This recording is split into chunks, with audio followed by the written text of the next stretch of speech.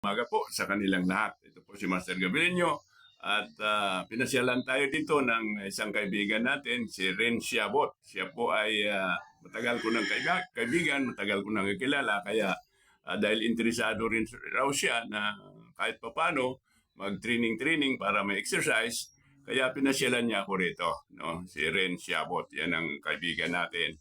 At nandito ngayon sa atin bagong gym. At ito ngayon, papakita namin sa inyo yung kabuuan ng gym natin dito.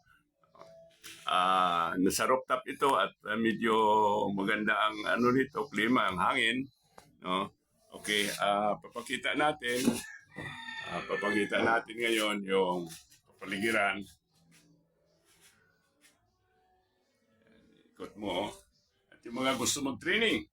At ito may training ground na tayo dito, yung aking mga black belt yan, yung mga instructor natin, yung mga estudyante natin gusto mag-training, tawag lang kayo at schedule natin ang inyong gustong schedule. Mayroon tayong Sunday, araw-araw, pwede tayong mag-schedule dito, depende sa gusto niyo, oras niyo at pwede kayo.